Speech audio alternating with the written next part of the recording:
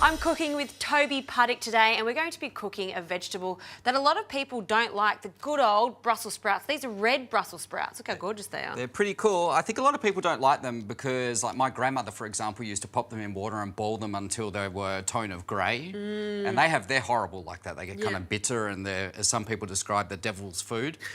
It doesn't have to be that way. You can roast these on a really high temperature with a bit of olive oil, salt and pepper, as we're going to do today, and they get beautiful and crispy and you hold on to all the flavour and nutrients in there as well.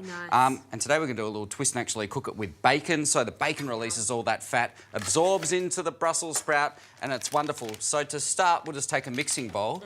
Can you cut that into battens? Can do. What sort of shape? Do you want to cut it into triangles? Or? No, I think beautiful little battens will work a treat with it, actually. Can you pass me a small knife, please? Can do.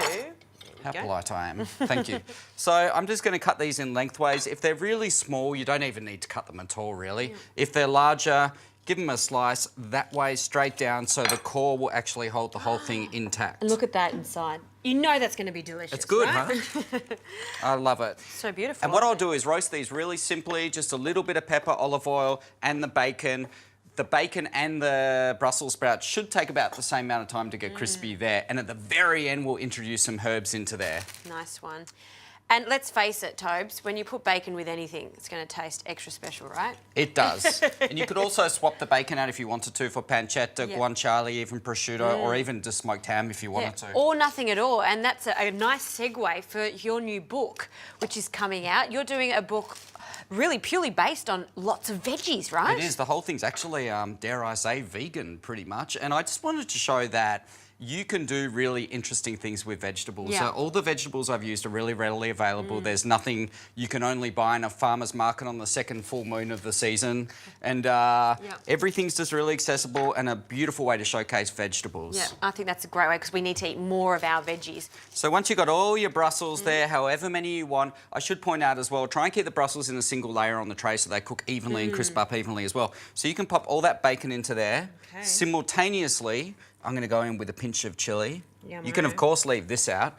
And we'll put some pepper in there right now as well. I'm going to steer away from salt at the moment because the bacon's quite salty and we can taste it after and see how that is. Good idea. And so what I will do is just put a very small amount of olive oil. Not too much. I'm actually looking at the fat content in the bacon as I put the oil in to see how much of the fat will actually come out of there. And it doesn't have a super high fat content, so we'll put some oil in there. We'll give that a mix. And I always like to cook things on baking paper these days. It makes life easy. You don't have loads of washing up to do after. Exactly. Excusez-moi. We can just pop that straight out. Gorgeous. Spread it out. And that goes straight into the oven. Nice one. Once all that's laid down on the tray in a beautiful single layer, you can prop it into the oven on 180 for 15 to 20 minutes or until it's all beautiful and crispy and good. Perfect.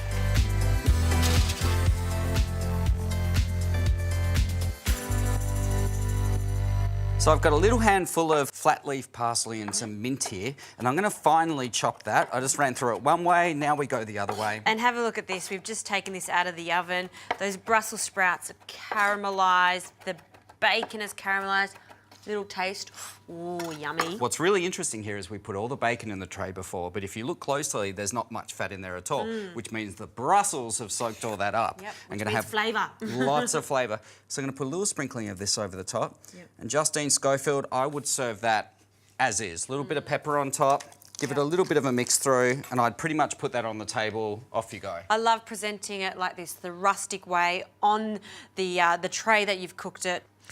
Looks good. Bit of bacon, bit of Brussels sprout. So this is almost like a self-cook recipe. Chop, chop, chop in the oven, ready to rock. It's good, right? It's so good. We talk about how in the old days, Brussels sprouts we boiled so much that they almost turned bitter and grey. This is like a ray of sunshine. I promise you, if you don't like Brussels sprouts, try them like this. Salty, crispy bacon, and you get that gorgeous, concentrated, nutty flavour. It's so awesome and easy. Give it a go at home. Absolutely. I'm going to dig in again. This is so yummy.